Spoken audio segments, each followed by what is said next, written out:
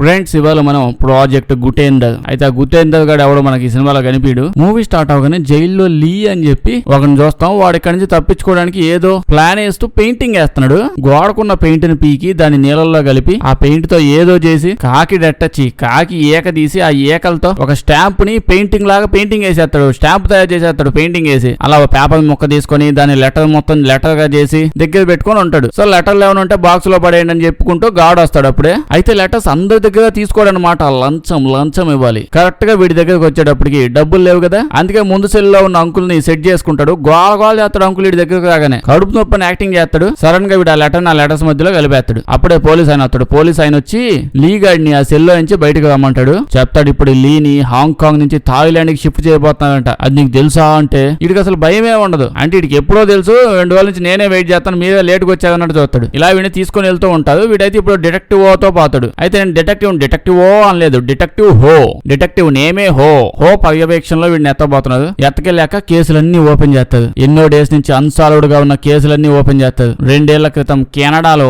పాపం కొంతమంది పెయింట్ డబ్బాలు ఎత్తబోతా ఉంటే ఆ ట్రక్ మీద పడి పెయింట్ డబ్బాలతో పాటు ఉన్న జనాలందరిని చంపేసి ఆ పెయింట్ డబ్బాలు కొట్టేశారు. 7 చచ్చిపోయారు. అక్కడ మళ్ళీ ఇంకో గోల్డెన్ ట్రయాంగిల్ అనే ప్లేస్ లో అక్కడ ఒక ట్రైబ్ మీద కొంతమంది మీద అటాక్ జరిగింది. అక్కడైతే మినిమం 70-80 మంది చచ్చిపోయి ఉంటారు. నెక్స్ట్ ఒక ప్రింటింగ్ మిల్ లో షార్ట్ సర్క్యూట్ అయ్యి జనాలు చచ్చిపోయారు. ఇంకా ఇలా కేసుల మీద కేసులు చెప్తూనే ఉంటాడు. మనోడేమో ఏంది అని నేను చేశాను, నా మీద ఏమైనా వేస్తారా అని అంటే వీళ్ళేమో నీకు అంత సీన్ లేదని నాకు తెలుసు. ఇది మొత్తం చేసింది ఒక సిండికేట్ మెంబర్స్ కొంతమంది ఉన్నారు. పుష్ప ఎర్రచందనం సిండికేట్ కాదు, ఒక పెయింటింగ్ సిండికేట్ అంటే. ఆ సిండికేట్ లో ఉన్న వాళ్ళంతా చచ్చిపోయారు కానీ ఓన్లీ 2 మెంబర్సే మిగిలేదు. ఒకటి మన లీ గాడు ఇక్కడ కూర్చోన్నాడుగా, వీడు ఆ టీమ్ లో ఒక మెంబరే. దాంతో పాటు ఈడి బాస్ ఫోటో ఉంది కానీ ఆ ఫోటోలో ఏం లేదు. అంటే ఎవడో ఫోటో తీసాడు కానీ వాడు ఫోటో ఇలా వచ్చింది. ఈడెవడో నాలంటోడే ఉంటాడు. అదేంటో నేను ఎవరు ఫోటో తీసినా ఎట్నే వచ్చింది. అయితే డిటెక్టివ్ ఈవిడిని అడుగుతుంది, అమ్మాలి మీ లీడర్ ఒకడు బతికే ఉన్నాడని నాకు తెలుసు, వాడు చేసిన పనులు అసలే మామూలుగా లేవు, ఎక్కడున్నాడో మ్యాటర్ డీటెయిల్డ్ గా చెప్పంటే వీడేమో అస్సలు చూడక్కాయ చూడడానికి అచ్చ నువ్వు మా తమ్ముడులా ఉన్నావు, నా మాట విను, వాడిని గెలుక్కున్నావు అనుకో అనవసరంగా వాడు మనల్ని అందరం చంపేస్తాడు, నీ దండం పెడతా వాడిని కదిలిచ్చొద్దక్కాయ అని చెప్పి ఏడుస్తా ఉంటే సడన్ గా ఏదో పేలిపోయినట్టు బ్లాస్ట్ లా అయ్యిద్ది. ఆఫీసు పగిలిపోయి సీలింగ్ ఊడిపోయి స్తంభాలు కదిలిపోయి ఇలా ఏదో అయినట్టు ఉంటది కానీ ఏం అవతలేండి. యాక్చువల్లీ తెగ భయపడిపోతున్నాడు. నా దగ్గర నుంచి ఇన్ఫర్మేషన్ లాగితే మా బాసు నాతో పాటు మిమ్మల్ని కూడా లేపేస్తాడు, అంత నికృష్టుడు, నన్ను వదిలేయండి అని భయపడతా ఉంటే వాడిని రూమ్ లోపలికి వాడిని ఎత్తకపోయి వాడి మూతి పగలగొట్టి ఫుడ్ పెట్టి అడబడేస్తుంది. ఇప్పుడు వాడి ఫుడ్ లో మత్తు మందు కలిపి వాడి జుత్తు సలైవా స్కిన్ శాంపుల్స్ ఎత్తకపోతుంది. నెక్స్ట్ డే వాడిని పొద్దున్నే లేపి సేమ్ ప్లేస్ కి ఎత్తకొచ్చి కూర్చోబెట్టి నీ ఫుడ్ లో మేము మత్తు మందు కలిపామని అంటది. వాడేమో థ్యాంక్స్ అంటే నిద్రపోయి చాలా డేస్ అవుతుంది, బాగా నిద్ర పెట్టిందంటే వాళ్ళు నువ్వు అంత ఆనందపడాల్సిన పని లేదు, నిద్రలో నీ బొచ్చు శాంపిల్స్ సలైవా శాంపిల్స్ ఎత్తపోయామంటది. వాడు ఎక్స్ప్రెషన్ కూడా ఉండదు అసలు, షాక్ కూడా. వాడు అడిగితే నేనే ఇస్తాను కదా, దానికి నన్ను పడుకోబెట్టాల్సిన పనే ఉందంటే నీ బాస్ చేసిన ప్రతి పెంట పని దగ్గర పోయి ఆ పెంటలో నీ స్కిన్ జుత్తు కలిపేస్తున్నావు, సో కేసులన్నీ నీ మీద పడితే కేసు క్లోజ్ చేసేస్తున్నావు అని చెప్పగానే కోపం వచ్చేసిద్ది. అయినా ఏం చేయలేడు. అప్పుడే వీళ్ళని ఇంకో పోలీస్ అతను వచ్చి పిలుస్తాడు. అక్కడ డిటెక్టివ్ కూడా ఉంటుంది. దాంతో పాటు ఇక్కడ మాట్లాడడానికి వచ్చింది ఎవరంటే మోస్ట్ ఫేమస్ ఆర్టిస్ట్ యువాన్ హూకి బయలుద్దామని లీకి బయలుద్దామని. ఈ లాయర్ ఏమంటారంటే అంటే లాయర్ నేమ్ హోతో లీ అయిన నా క్లయింట్ కి ఏమైనా అయితే ఏం పేర్లు నాయన. అక్కాయి ఉంది కదా డిటెక్టివ్ అక్కాయిని ఏషియన్ పెయింట్స్ అక్కాయి నేను వదలను నిన్ను చంపేస్తాను, యూకేమనైతే అని. యూ కాదు, యూ అండ్ లాయర్ కదా, లాయర్ కాదు లీకి. అలా జైల్లో ఉన్నాడు వదిలిపెట్టామని అడుగుతున్నారు. డిటెక్టివ్ అయితే జస్ట్ మెయిన్ బాస్ ఉన్నాడు కాబట్టి పెయింటర్ అని పిలుస్తారు. వాడు ఎక్కడున్నాడు చెప్తే చాలు వదిలేస్తాం అని చెప్పి ఈవిడ అంటది. దాని తర్వాత లేదు లీ లేదు యూ లేదు ఎవరిని కావాలంటే వాళ్ళని ఎత్తకెళ్ళిపోయిన జైల్లో నుంచి అని చెప్పి అంటుంది. ఇంటరాగేషన్ దగ్గరికి ఈ అమ్మాయి ఎందుకు, ఈ అమ్మాయి లీతో చెప్పిద్ది, అమ్మాయి వాడి గురించి చెప్పి అని అంటే లీ గాడేమో ఏంది మరి చెప్పేది, నీకు తెలియదు ఏముంది, నేను చెప్తే వదిలేస్తాడు, వాడు అసలు మనిషి పుట్టలేదు. ఈ అమ్మాయి ఏమో ఏడే మూల జైల్లో పడి చచ్చే బదులు బయటకు వచ్చి సద్దులో చెప్పాయంటే లీగాడు ఒప్పుకొని కథలు మొదలు పెడతాడు. కథలో చాలా ఏళ్ళు వెనక్కి వెళ్ళిపోతే ఈ లీగాడు ఇవాన్ ఇందాక అమ్మాయి వచ్చిలా ఏషియన్ పెయింట్స్ అమ్మాయి లారీ అద్దాలు పెట్టుకులా ఈ ఇవాన్ అనే అమ్మాయిని లీగాడు ఎన్నో ఏళ్ల క్రితం కలుసుకున్నారు. ఇద్దరు పెయింటర్సే, మంచి పెయింటింగ్స్ వేస్తారు, ఫేమస్ అవుదాం అనుకుంటా ఉన్నది. అయితే వీళ్ళ పెయింటింగ్స్ ని ఎవరు కొనడానికి చూడడానికి కూడా ఒప్పుకోవట్లా. కట్ చేస్తే 10 ఏళ్ళు అయిపోయి ఉంటది. అబ్బో ఎప్పుడో చిన్నప్పుడు కలిసినట్టున్నది. 10 ఏళ్ళైనా ఇంకా వీళ్ళు ఎక్స్పెక్ట్ చేస్తున్న గుర్తింపు లేదు. ఇంకా తినడానికి కూడా డబ్బులు లేని స్టేజ్కి వెళ్ళేటప్పటికి వాడు కొన్ని మ్యూజియంస్ అలా ఇలా వీళ్ళ దగ్గర వాళ్ళ దగ్గర ఆర్టిస్టులు వీళ్ళ దగ్గరికి వెళ్ళి ఫోర్జరీ పెయింటింగ్స్ అంటే ఒరిజినల్ పెయింటింగ్స్ ని డూప్లికేట్ పెయింటింగ్స్ చేసే పని ఒప్పుకుంటాడు. పని ఒప్పుకున్నాక ఏదో ఉద్యోగం దొరికింది అని ఈ అమ్మాయి చెప్పడానికి వస్తాడు. చాటుగా ఇవాన్ ఈ అమ్మాయి తన మేనేజర్ ఇలా మాట్లాడే మాటలు వింటాడు. మేనేజర్ ఏమంటాడంటే, ఇవాన్ మే చూడు మ్యాన్, ఈ పెయింటింగ్లు అన్ని నాకు తెలుసు, ఎప్పటి నుంచో చూస్తున్నాను, అద్భుతమైన పెయింటింగ్లు ఇస్తే ఇప్పటికిప్పుడు అన్ని ఎత్తుకెళ్ళిపోతా, కానీ నీ బాయ్ ఫ్రెండ్ ఉన్నాడే వాడు ఏ బ్రష్ పెయింటింగ్ వేస్తా ఉంటాడు, కాకి దాని మీదకి వెళ్ళి రెట్టేసి గెలిగినట్టు ఉంటది ఆ పెయింటింగ్. నాకు ఎందుకో ఏది ఒరిజినల్ గా అనిపిదు, ఎవరిదో చూసి కొట్టేసినట్టే ఉంటది, లిటరల్లీ జిరాక్స్ మిషన్ నుంచి ప్రింటేజ్ తీసినట్టు ఉంటది. ఈ మాటలన్నీ మూలన ఇలా నుంచొని వింటా ఉంటాడు. అప్పుడే ఇవ్వను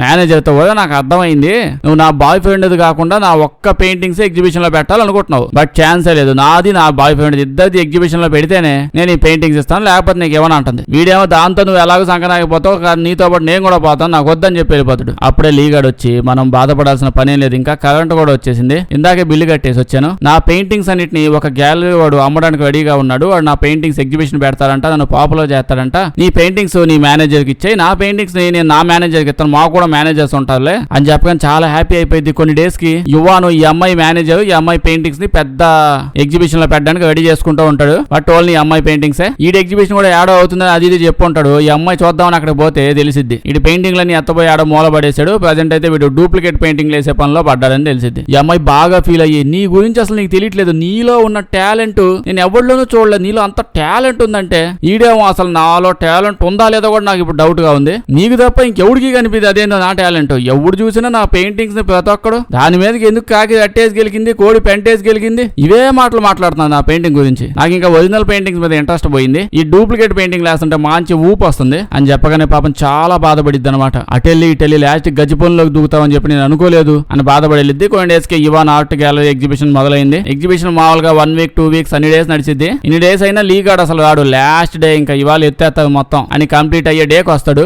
వాడు ఇలా ఎగ్జిబిషన్ కి రాగానే వాడికి ఒళ్ళు మండిపోద్ది, మూతి ఉయ్యని పెట్టుకో ఉంటాడు. వాడేమో ఎండలో రాలేదు, వాడు ఒళ్ళు మండిపోవడానికి, లేదా జలస్ కూడా కాదు, వాడు గర్ల్ ఫ్రెండ్ చూసి ఎందుకు జలస్ ఫీల్ అవుతాడు. వీడి బాధ ఏంటంటే, ఇప్పుడు ఆ అమ్మాయి తన పెయింటింగ్స్ అన్ని పెట్టుకుంది, ఆ మధ్యలో ఈడి పెయింటింగ్ కూడా ఒకటి తీసుకొచ్చి కావాలని పెట్టింది. అప్పుడే వచ్చి వాడు అడుగుతాడు, నా పెయింటింగ్ ఎందుకు మధ్యలో పెట్టావుమే అంటే, అసలు నీ పెయింటింగ్ వాల్యూ ఏంటో అందరికీ తెలియాలి, నాకే కాదు, నేను ఎంతో మందిని చూస్తున్నాను, చాలా మంది మాటి నీ పెయింటింగ్ దగ్గరికి వచ్చి అబ్జర్వ్ చేస్తూ ఉన్నారు, ఎవరో ఒక ఖచ్చితంగా దీన్ని కొంటారు అని చెప్పి అంటే, అప్పుడే అంటాడు, నీకంటే మిగతా వాళ్ళంతా చాలా నయమే, వాళ్ళు వస్తారు నా పెయింటింగ్ చూస్తారు, కాకంటారు కోడి అంటారు వెళ్ళిపోతారు, నువ్వేదో ఎట్ట తగులుకున్నావు, నాకు కనిపించలేదు ఏంది, ఎగ్జిబిషన్ లో పెట్టిన ప్రతి ఒక్క నీ పెయింటింగ్స్ అన్ని అమ్ముడైపోయాయి, అందరూ లక్షల రూపాయలు డబ్బులు పెట్టి మొత్తం కొనుక్కొని వెళ్ళిపోయారు, ఒక్క పెయింటింగ్ మిగల నా ఒక్కడి తప్ప, అదేదో దిష్టి బొమ్మ పెట్టారంటే అందరూ చూసి వెళ్ళిపోతున్నారు, ఈడి పెయింటింగ్ ఎవ్వడు కొనలేదంట, మిగతా అన్ని కొనేసారు. ఈడి బాధ ఇంక ఏం చెప్తాడు చెప్పండి. అడుగుతాడు, అట్ట కాదు మ్యా, నువ్వు నన్ను ఏడిపిద్దామని చేస్తావా, లవ్ తో చేస్తావా అని అడుగుతూ ఉంటే, అప్పుడే అక్కడికి ఒకడు వస్తాడు. ఒకడు వచ్చి ఆ పెయింటింగ్ ని సేమ్ లీగాడ్ వేసిన పెయింటింగ్ దగ్గరకు వచ్చి, మా ఇంట్లో ఒక కోడ్ ఉండాలి, అది తప్పిపోయింది, నిన్న నైట్ అది తప్పించుకోకుండా దాని మీద ఒక గిన్నె పెట్టి దాని మీద ఎక్కి కూర్చున్నాను,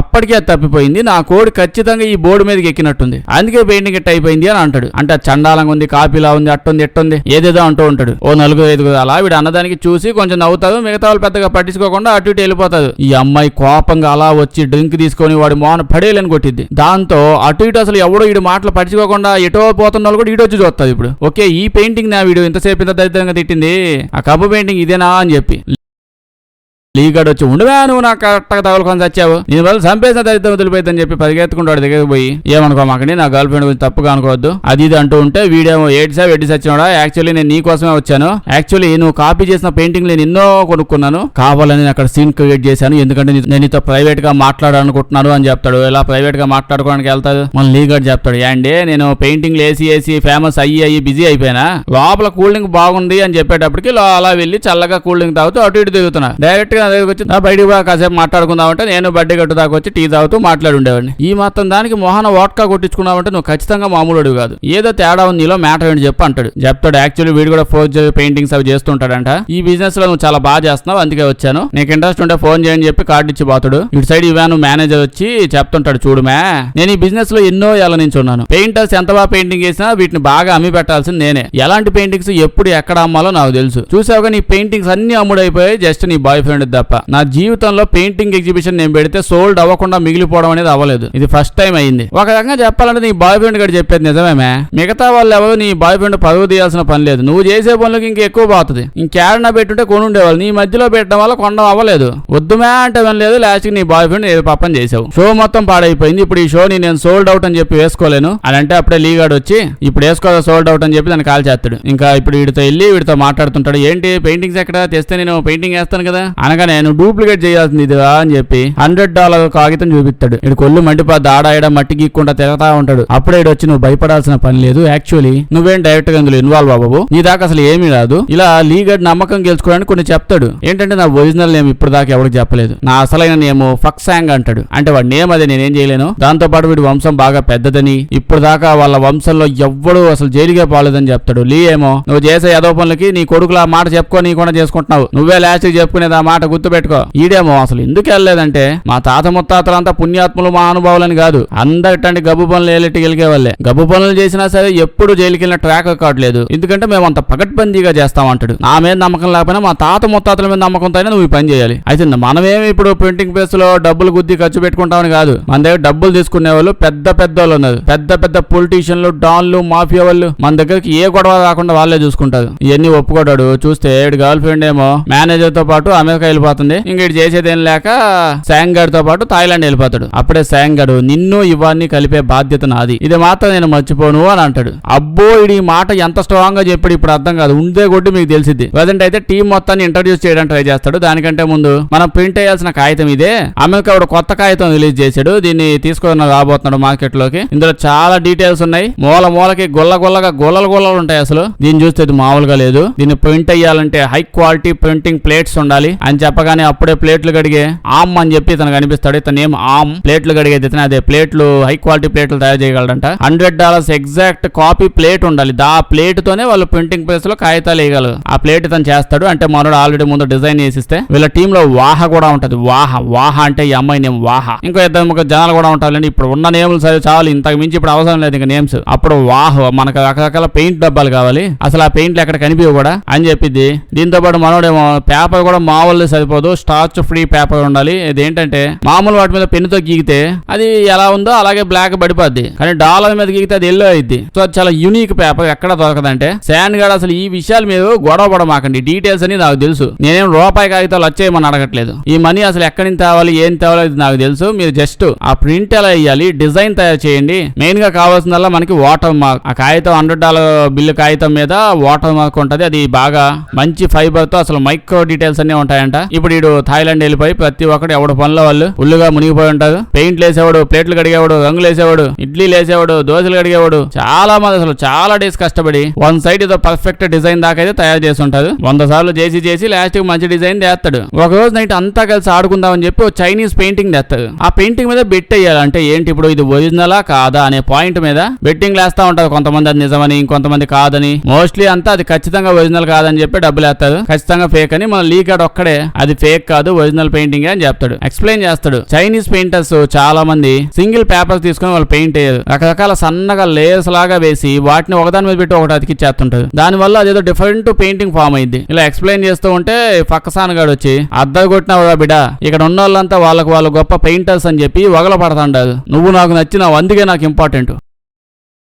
మన డాలర్ కాగితాన్ని కూడా ఎగ్జాక్ట్ గా మనం ఇలాగే చేయబోతున్నాం. ఒక సింగిల్ పేపర్ మీద కాకుండా ఒక 3 డిఫరెంట్ సన్న కాగితాలు ఎత్తకొచ్చి వాటి లేయర్స్ తీసుకొని 3 లేయర్స్ కలిపి దాని మధ్యలో ఒక మెయిన్ వాటర్ మార్క్ పెట్టి ఇలా ఒక కొత్త కాగితం తయారు చేస్తామంటే సెక్యూరిటీ సిస్టమ్ కూడా మనం తయారు చేసేవచ్చు. ఇలా ఒక అద్భుతమైన డిజైన్ తో అద్భుతమైన ప్లాన్ తో వస్తారంట. నెక్స్ట్ చాలా మంది టీం అంతా కదా, టీం అంతా ఏం లేదు, మిగతా వాళ్ళంతా జస్ట్ దోశలు తినడానికే కూర్చొని ఉంటారు. ఆముగాడు అదే ప్లేట్లు కడుగుతా అతను వీళ్ళిద్దరే కష్టపడి పెయింట్ మిక్స్ లో ఆ మిక్స్ ఈ మిక్స్ అది ఇది ప్లేట్లు కష్టపడి తయారు చేస్తారు. లీగాడు ఆమ్ తో ఆ ఫక్సాంగ్ అసలు నమ్మొచ్చా అంటే, తమ్ముడు లీ నువ్వు భయపడమాక, ఇప్పటిదాకా వాడి ఫ్యామిలీలో ఎవడు జైలుకే పోలేదని చెప్తాడు. లీగాడేమో ఆ ఎదవ కథ నీకు కూడా చెప్పాడా, పనికిమాల కథలు అన్ని వినేసి దాన్ని నమ్మేసి మనం అందరం వచ్చేసి తిరుగుతున్నావా ఏంటంటే, వీడు అప్పుడు అంత సీన్ లేదు, నేను కథలు నమ్మేవాడిని కాదు, వాడు నాకు చిన్నప్పటి నుంచే తెలుసు, వాడి ఫ్యామిలీ అంతా వాడికంటే చిన్నప్పటి నుంచి తెలుసు, వాళ్ళ తాత ముత్తాతలు నిజంగా ఎవడు జైలుకి వెళ్ళలేదు కానీ వాళ్ళ డాడీని రష్యన్ మాఫియా వాళ్ళు లేపేశారని చెప్తాడు. తల్లే మనం వేసే గబ్బాషాలకు ఎప్పుడొకడు ఖచ్చితంగా లేపబడేస్తాడు అనుకో, దానికి బాధపడాల్సిన పని లేదు. కానీ మనకి ఇప్పుడు ఒక ప్రాబ్లం ఉంది, ఉంది, అదేంటంటే పేపర్. ఇప్పుడు A4 షీట్లు తీసుకొచ్చేసి దాని మీద ప్రింట్ వేసేస్తే అదేం అయిపోదు కదా,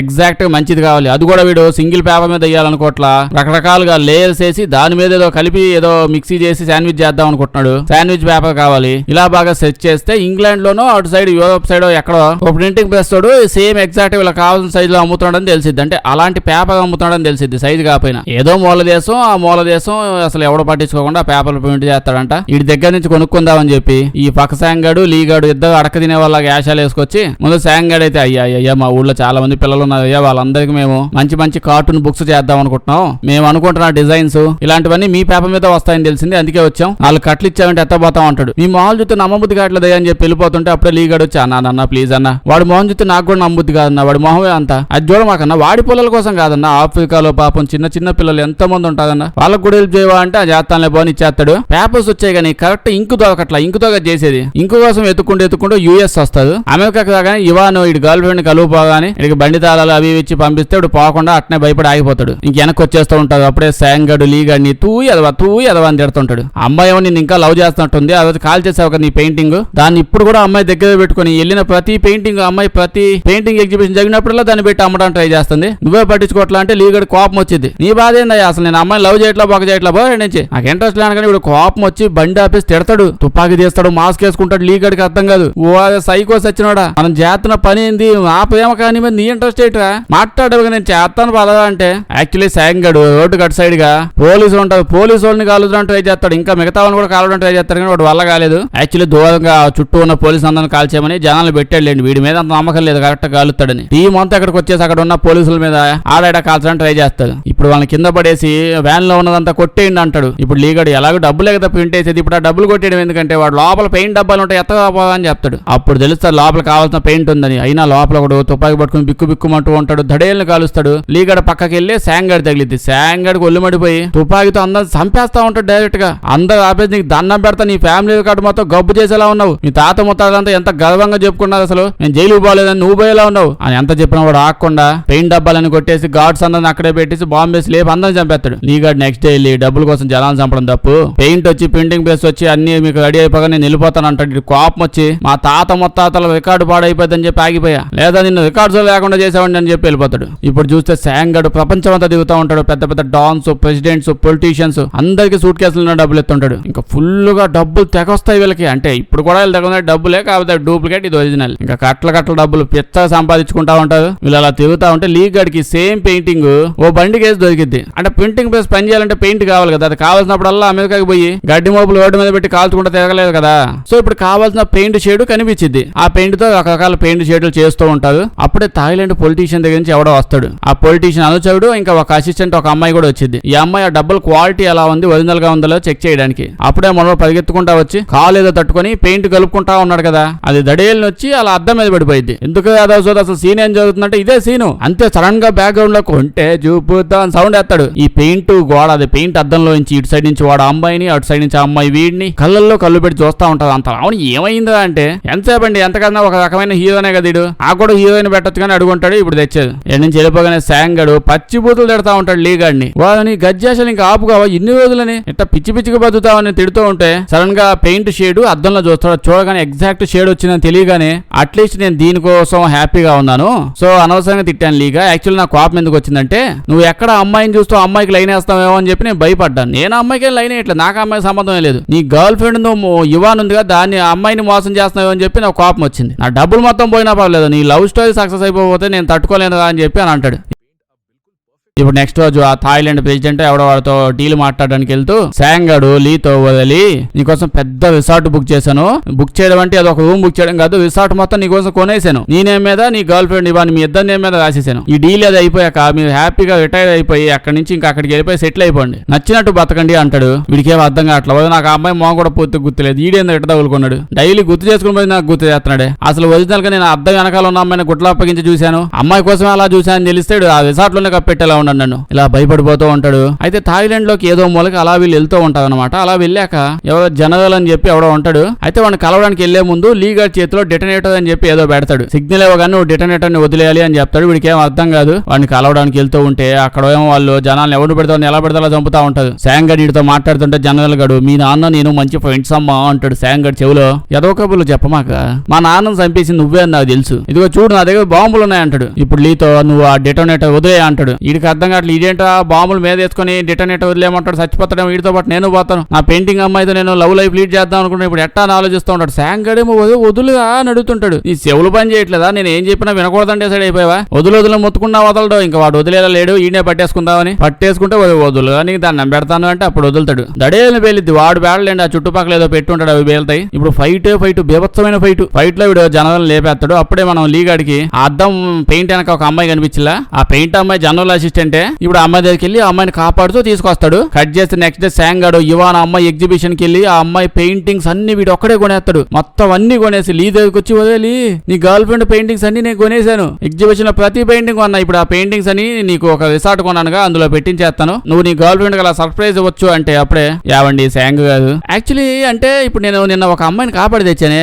అమ్మాయి మీద నాకు ఫీలింగ్ వస్తున్నాయేమో అన్నట్టు అనిపిస్తుంది. దాని గురించి నువ్వు ఏమనుకుంటున్నావు అంటే ఇదేమో చెప్పు తీసుకొని కొడతాను. పెయింటింగ్ నీ నోట్లో పోసేసి చంపేస్తాను నీ లవ్ స్టోరీ సక్సెస్ అవ్వకపోతే. నేను జైలుకి వెళ్ళినా ఏం ఫీల్ అవ్వను కానీ నీ లవ్ స్టోరీ సక్సెస్ అవ్వకపోతే నేను చచ్చిపోతాను అంటాడు. అలా పైన చూస్తూ ఉంటే ఇవాన్ అమ్మాయి గర్ల్ ఫ్రెండ్ ఇటు గర్ల్ ఫ్రెండ్ తన అమ్మాయి తన మేనేజర్ వాళ్ళిద్దరు పెళ్లి చేసుకుంటున్నదని అనౌన్స్మెంట్ వచ్చింది అనమాట. అప్పుడే లీగడు వావ్ అని అనుకుంటూ ఉంటాడు. శాంగ్ గడ్ అసలు గుండె పగిలిపోతాడు. చచ్చిపోతాడేమో పగిలేసి అనిపిస్తుంది. నెక్స్ట్ రోజు బోట్ లో అలా పోతా ఉంటే లీగడ్ శాంగ్ తో నాకు పెయింటింగ్ అమ్మాయి ఉంది కదా అమ్మాయిని లవ్ చేసి పెళ్లి చేసుకుందాం అనుకుంటున్నాను అని చెప్తే శాంగ్ గడ్ చంపేస్తాను నేను ఆ మేనేజర్ చంపేసి నిన్ను నీ గర్ల్ ఫ్రెండ్ కలపాలనే ప్లాన్ లో ఉన్నాను. నువ్వు మధ్యలో కొత్త డెసిషన్ తీసుకోమాకని చెప్పి తిడతా ఉంటాడు. వీడికేమో ఏం అర్థం కావట్లే లీగడికి. నేను ఏదో ఒక మాఫియానో ఫైటింగ్ దీనికి పోతా అనుకుంటే ఇటు మెంటల్ టార్చ్ అయిపోయేలా ఉన్నాను నేను. నా గర్ల్ ఫ్రెండ్ చచ్చిపోతే దాని శవాన్ని ఇచ్చి నన్ను పెళ్లి చేసేలా ఉన్నాడు నాకు వీడు. దీని తర్వాత అబ్బో చాలా జరిగిద్ది లేని సింపుల్ గా చెప్పేస్తా. వీళ్ళ టీమ్ లో ఒకరిద్దరు చాలా రకరకాలుగా తప్పులు చేస్తా ఉంటారు. అంటే డిటెక్టివ్స్ వాళ్ళు వీళ్ళు ఫాలో అవుతుంటే తెలుసుకోకుండా వీళ్ళ గురించి మొత్తం అందరికి తెలిసిపోయింది. Thailand military US military general వాళ్ళు వీళ్ళకి తెలిసిపోద్ది. పోలీసులు లెంట పడతారు. ఆ ప్రింటింగ్ ప్రెస్ కనుక్కుంటారు. గబ్బు అయిపోద్ది. శాంగాడ్ జీవితం ఈ పక్క శాంగాడ్ ఉన్నాడుగా వీడు ఇన్ని డేస్ సంపాదించిన డబ్బులన్నీ కాలిపోతాయి. ఆస్తులన్నీ వదిలేసి వెళ్ళిపోవాల్సి వస్తుంది. బిజినెస్ అంతా ఆగిపోయి సంకనాగిపోతా ఉంటది. అప్పుడే నెక్స్ట్ డే చేసేది ఏం లేక డబ్బులు ఎలాగో ఇవ్వలేడు కదా. అంటే డబ్బులు తయారు చేయలేడు. సో కానీ ప్లేట్లు తయారు చేసి పెట్టుకున్నాడుగా. ఆ ప్లేట్ ఉంటే ఎవడన్నా చేసుకోవచ్చు. ప్రింటింగ్ మిషన్ ఉంటే చాలు. అంటే జిరాక్స్ మిషన్ ఉన్నా చాలు. ఆ ప్లేట్లు పెట్టి డబ్బులు సంపాదించుకోవచ్చు. ఆ ప్లేట్ ఎవరికో అమ్ముతా ఉంటే ఆ ప్లేట్ నాడు తక్కువ రేటుకి ఎవడో కొంటా అంటే కోపం వచ్చి చంపేస్తాడు. దాని తర్వాత లీగాడిని పిలిచి ఆ తలుపు ఓపెన్ చేయి నీకు సర్ప్రైజ్ ఉంది అని చెప్పగానే వాడు వెళ్ళి ఓపెన్ చేస్తాడు. చూస్తే ఏంది ఈ గర్ల్ ఫ్రెండ్ ఆ మేనేజర్ ఇద్దరిని కట్టేసి మొత్తం మంది ఇచ్చి ఆ బెడ్ మీద పడేసి ఉంటాడు. లీగడు ఏందో ఇదంటే నా బతుకు సంకనాగిపోయింది అన్నందుకు నాకు అసలు బాధే లేదు. ఆ ప్లేట్లు పోయినా సరే నేను ఫీల్ అవును. బట్ నీ గర్ల్ ఫ్రెండ్ నువ్వు కలవలేకపోతున్నావు అనే బాధని డే అండ్ నైట్ నేను తట్టుకోలేకపోతున్నాను. అసలు నాకు ఏదోలాగా అనిపిస్తుంది. నైట్లు నిద్రపట్టలేదు అంటాడు. లీగడికి అర్థం కాదు. వాడు దండం పెడతాడు. సైకో చచ్చినాడు నువ్వు ఎక్కడ తగులుకున్నావో నాకు. ఆ అమ్మాయికి కూడా పెళ్లి కూడా అయిపోయింది వదిలేయచ్చు కదా అంటే ఈడు పెళ్లి అయితే ఏం కాదు. ఫస్ట్ నైట్ అయ్యేలోపు నేను దాన్ని తీసుకొచ్చేసా. ఓ పంచ మేనేజర్ చంపేసి అమ్మాయిని ఎత్తుకెళ్ళిపోని అంటాడు. ఈడేమో నో అలా చేయను అంటాడు. ఈడే తుపాకి పట్టుకుని బలవంతం కాల్చు అంటాడు. ఈడేమో కాల్చు అంటాడు. కోపం వచ్చి అంటే అప్పుడే ఆ మిలిటరీ వాళ్ళు ఏదో అటాక్ జరిగిద్దంట. వీళ్ళ టీం మొత్తం లేపేస్తాడు. వాడు అప్పటికి తగ్గడు. ఓ పక్క అందరూ వీడి మీద పడిపోయి చంపేయడానికి ట్రై చేస్తున్నా. అసలు తగ్గడు. నువ్వు వాడిని చంపేసి ఈ అమ్మాయిని ఎత్తుకెళ్ళి పెళ్లి చేసుకో నేను పోలీసుల్ని కంట్రోల్ చేస్తా అంటాడు. వీడికి ఒళ్ళు మండిపోద్ది. అదే కాల్పుల్లో పాప వీడి గర్ల్ ఫ్రెండ్ ఉంది. ఈ అమ్మాయి కూడా చచ్చిపోయింది. ఆ యువాన్ గర్ల్ ఫ్రెండ్ చచ్చిపోయింది. మేనేజర్ చచ్చిపోయాడు. శాంగాడు మాత్రం వదలట్లా. ఊరే చచ్చిపోయింది ఇప్పుడన్నా వదలదు అంటే లేదంటే లేదు. పాపం అమ్మాయి శవానైనా నువ్వు పెళ్లి చేసుకో అప్పుడు అమ్మాయి ఆత్మకు శాంతి కలిగిద్ది. కాబట్టి నిన్ను కూడా చంపేస్తా. మీ ఇద్దరు ఆత్మలైన ప్రశాంతంగా వచ్చంట. వీడికి ఒళ్ళు మండిపోయి తుపాకి తీసుకొని శాంగాడిని కాల్చి పడేస్తాడు. పెయింటింగ్ పాప అప్పుడే వచ్చి ఇంకా పద మీ ప్రేమ కానీ ఇక్కడ ఎండ్ అయిపోయింది. అమ్మాయి చచ్చిపోయింది. పదం లాక్కుని వెళ్ళిపోయింది. దీని తర్వాత వీళ్ళు వెళ్ళి ఎక్కడో దాక్కుంటారు. కొన్ని రోజులు అలా బయట వచ్చి దొంగ నోట్లోనేగా డబ్బులతో బన్ను కొనుక్కొని పోతే పోలీసులకు ఆ విషయం తెలిసిపోయి వచ్చి వీడిని పట్టుకొని జైల్లో స్టార్టింగ్ సీన్ చూసేలా అప్పుడు వాడు జైల్లో ఉందన్నమాట. స్టార్టింగ్ సీన్ గుర్తుందిగా. అయితే ఈయన కాల్ చేశాడు కానీ శాంగడికి ఏం కాల. పక్క శాంగడికి ఏం కాలేదు. వాడు తప్పించుకొని వెళ్ళిపోయాడంట. ఇంకా ఆత్మలాగా ఏడవబడి దిగుతాడు. ఏడున్నాడు ఎవడు తెలియదు. సో వాడిని ఎలాగైనా పట్టుకోవాలని చెప్పి మన లీగాడిని పోలీసులు డిటెక్టివ్స్ అందరూ కలిసి ఎత్తకొచ్చారు. సో వీడికి అన్ని తెలుసు కదా. సో అసలు నీ బాస్ ఫేస్ ఎలా ఉంటది మొత్తం స్కెచ్ చేసి చూపించు అంటే వాడిని వేయమని కాదు, గుర్తులు చెప్పంటే వేస్తారు మిగతా వాళ్ళు, ఎగ్జాక్ట్ గా వచ్చింది. కానీ ఇప్పుడు చూస్తే వచ్చింది ఎవరు? యువాన్. అంటే వీడి గర్ల్ ఫ్రెండ్ యువాన్ వల్ల చచ్చిపోయింది అనుకున్నాం, కానీ అమ్మాయి కూడా సావలేదంట. ఇప్పుడు యువాన్ వచ్చింది వీడిని ఎత్తపోవడానికి, బెయిల్ ఇవ్వడానికి వచ్చింది. సో బెయిల్ ఇప్పించుంటారు, వాడు చెప్తారు నువ్వు ఊరి దాటి ఎక్కడికి వెళ్ళకూడదని చెప్పి. ఇప్పుడు యువాను లీ ఇద్దరు బయటికి వెళ్ళిపోతారు. ఇద్దరు కలిసి ఒక హోటల్లో ఉంటారు. హోటల్లోకి వెళ్ళి ఇంకా అక్కడ ఏదో స్పెషల్ గా ఈ సీన్ ఎందుకు వచ్చింది నాకు అర్థం కాలేదు. చాలా జరుగుతాయి అనమాట. ఇంత క్లోజ్ అయి ఉంటారు బాగా. వీడి సైడ్ చూస్తే మన హో హీ హూ లీ మొత్తం బ్యాచ్ డిటెక్టివ్స్ గ్యాంగ్ అంతా ఈ శాంగ్ అని ఎలా పట్టుకోవాలి, ఎలా వెతకాలని ఆలోచిస్తూ ఉంటారు. కట్ చేస్తే ఒక పోలీస్ ఆయన అలా పోలీస్ వ్యాన్ వేసుకుని వస్తాడు, పోలీస్ స్టేషన్ లోపలికి వస్తుంటాడు. డిటెక్టివ్స్ అందరూ వాడిని సీసీటీవీ కెమెరాలో చూసి మారు వేషంలో ఇడు వచ్చాడు పట్టుకుంటాడు అని చెప్పి అలా వచ్చి మీద పడిపోతాడు. ఇదేమో ఏమైంది నన్ను ఎందుకు పట్టుకుంటున్నావంటే అప్పుడు చెప్తాడు, ఏ నువ్వు పక్షాంగ్ అడివి, మాకు అర్థం అయిపోయింది, యాషాలు మాక అసలు పోలీస్ స్టేషన్ లోకి ఎందుకు వెళ్ళావు, ఈ బట్టలు ఎందుకు వేసుకున్నావు, నువ్వు డాను అసలు మర్చిపోయావంటే ఇదేమో డాను గీన అంటావు స్వామి, లాస్ట్ 5 ఏళ్ళ నుంచి ఇదే పోలీస్ స్టేషన్ లో పని చేస్తాను నేను, వదిలేనని చెప్పి అంటాడు. అప్పుడు తెలిసిద్ది ట్విస్ట్ ఈ పాటికి అర్థమై ఉంటది కదా. ఇప్పుడు దాకా జరిగిన కథ అంతా ఒరిజినల్ గా మొత్తం అంతా అబద్ధం అనమాట. అంటే ఇప్పుడు దాకా చేసిందంతా జరిగింది, వాళ్ళని చంపడం వీళ్ళని చంపడం, ప్లేట్లు తేయడం, పెయింట్లు వేయడం, అదంతా చేసింది మన లీగాడే. వాడు జస్ట్ లీగాడు బిక్కుమంటూ పక్కన ఉన్నట్టు ఓవర్ యాక్టింగ్ చేశాడు. అదేం కాదు, మొత్తం అంతా లీగాడే. జనాలు చంపింది అన్ని చేసింది ఈడే. శాంగ్ అనేవాడే లేడు. ఇప్పుడు దాకా చేసిందంతా జస్ట్ కహాని చెప్పాడు. ఈ శాంగాడు అదే లీగాడు వీడిని ఇక్కడ తీసుకొచ్చాడు కదా, తీసుకొచ్చేటప్పుడు ఈ శాంగ్ ఈ పోలీస్ ఆఫీసర్ ని బయట చూశాడు. వాడిని ఇమాజిన్ చేసుకుంటూ కథ అంతా అల్లాడు అనమాట. నిజంగా చూసుకుంటే ఆ పెయింట్ కోసం చంపేయడం, బాంబు పెట్టి లేపేయడం, అది చేయడం మొత్తం అంతా మెయిన్ విలన్ లీగాడు మొత్తం చేసింది. వాడు గర్ల్ ఫ్రెండ్ ఇవాన్ ఉండేదిలేండి, బట్ ఇప్పుడు వచ్చింది ఇవాన్ ఆ అమ్మాయి కాదు. ఒక అమ్మాయికి అదే ఆ పెయింట్ వేసి కొంటె చూపుతో సాంగ్ చేసి ఒక అమ్మాయిని చూశాడు కదా, కాపాడి తెచ్చాడు. ఆ అమ్మాయికి ప్లాస్టిక్ సర్జరీ చేయించాడు. ఎవరిలాగా అంటే ఇవాన్ గర్ల్ ఫ్రెండ్ ఉందే, ఈ గర్ల్ ఫ్రెండ్ ఫేస్ లాగా ప్లాస్టిక్ సర్జరీ చేసి ఆ అమ్మాయి పాస్పోర్ట్ యూజ్ చేసేలా చేశాడు. అప్పటి నుంచి ఈ అమ్మాయితో పాటే ఉన్నాడు, ప్లాస్టిక్ సర్జరీ చేసుకుని ఈ అమ్మాయిని అందులో గర్ల్ ఫ్రెండ్ లో చూసుకుంటూ. నెక్స్ట్ వీళ్ళిద్దరు అక్కడి నుంచి వెళ్ళిపోయి అంటారు అనమాట. అంటే ఎంతో దూరంగా పారిపోయారు, వెళ్ళిపోయి ఆ డబ్బులతో హ్యాపీగా బతుకుతా ఉంటారు. దొంగ నోట్లు బాగానే ఉన్నట్టున్నాయి. యాట్లు అలా పోతూ ఎంజాయ్ చేస్తూ ఉంటే ఈ అమ్మాయి చాలా డల్ గా ఉంటది. ఏంది మ్యా డల్గా ఎందుకున్నావు అంటే, వాళ్ళు నువ్వు చేసే గబ్బు పనులు చాలా ఉన్నాయా, అన్ని తట్టుకుంటా, నాకు ప్రాబ్లం ఏం లేదు, ఇట్లాంటివి చాలా చూశాను, బట్ నువ్వు నన్ను లవ్ చేయట్లేదు. లవ్ చేస్తుంటే చాలా హ్యాపీగా ఉండేదాన్ని. నీ గర్ల్ ఫ్రెండ్ మొహాన్ని నా మొహానికి వేసి చెక్కి నీ గర్ల్ ఫ్రెండ్ ని లవ్ చేస్తున్నావు, నన్ను నా ఫేస్ ని కాదు. అందుకే కోపంతో పోలీసులు పిలిచారని చెప్పి చూస్తే పోలీసులు అంతా హెలికాప్టర్లు వేసుకుని వచ్చేసి ఉంటారు. ఇన్ని పట్టుకోవడానికి. ఇంకా వీడు స్పీడ్ గా వెళ్ళిపోదాం అనుకుంటే అప్పుడే ఈ అమ్మాయిల యాట్లో బాంబు మీద పెట్టి ధడేళ్ళు పేల్చేసిద్ది. లీగడ్ అక్కడక్కడే చచ్చిపోతాడు. ఈ మాట ఏదో ఆ జైలుకి వచ్చి గబ్బు చేసే వాళ్ళు ఈడే యాదవని చెప్తే ఒక్కడే పని అయిపోయేది కదా. కట్ చేస్తే డిటెక్టివ్ వల్ల ఒరిజినల్ ఇవాన్ అమ్మాయి ఉంది, వీడి గర్ల్ ఫ్రెండ్ ఒరిజినల్ ఇవాన్. మన డిటెక్టివ్ ఈ అమ్మాయి దగ్గరికి వెళ్ళి నీ బాయ్ ఫ్రెండ్ అయిన లీగాడు ఉన్నాడు కదా, వాడు చచ్చిపోయాడమ్మా, అలా వాడు ఫోటో చూపించింది. లీగాడు ఫోటో చేసి అసలు ఈడు నా బాయ్ ఫ్రెండ్ ఏంది, ఈడు వస్తా గజ్జి చచ్చినాడు. డైలీ బస్ స్టాండ్ దగ్గర నుంచో ఉంటే ఓకొక్కల్ని ఎంట పడతా ఉండేవాడు. మా ఇంట్లో కిటికీలోంచి తొంగి చూసేవాడు. అప్పుడప్పుడు 2-3 పెయింటింగ్లు కొట్టేశాడు నాది. నువ్వు అంటే నాకు ఇష్టం లేదు, పోదా ఆయనకి దండం పెడతా అని చెప్పి ఎంత చెప్పినా అసలు వినేవాడే కాదు. నా బాయ్ ఫ్రెండ్ కూడా కొట్టడానికి ట్రై చేసేవాడు. ఒకసారి మూతి పగలు కొట్టి పంపించాడు. నెమ్మది నా పెయింటింగ్లు కొట్టేయడం ఆపేసి నా పెయింటింగ్లు కాపీ చేసి అమ్మడం మొదలు పెట్టాడంటే వీడు. మళ్ళీ కనిపిస్తే నా మేనేజర్ తో తన్నిస్తా అని చెప్పి వార్నింగ్ ఇచ్చాను. డిటెక్టివ్ ఇప్పుడు ఈవిడ మాటలు విని చీనా బతుకు, నేను ఒక డిటెక్టివ్ అని చెప్పుకోవడానికి కూడా చాలా బ్యాడ్ గా ఫీల్ అవుతున్నాను, ఏమనుకో మాకని చెప్పి వెళ్ళిపోయింది. అక్కడతో సినిమా అయిపోద్ది. వీడియో వస్తే లైక్ చేయడం మర్చిపోద్ది. కొంచెం బాగా వింత సినిమాలు ఏమైనా ఉంటే చెప్పండి, చేద్దాం. అందరూ చూసేసిన సినిమాలు వద్దు. వీడియో వస్తే మీ ఫ్రెండ్స్ కి షేర్ చేసేయండి. సబ్స్క్రైబ్ చేయడం మర్చిపోవద్దు, లేకపోతే మన వీడియోస్ నోటిఫికేషన్ మీకు రావు. Thank you.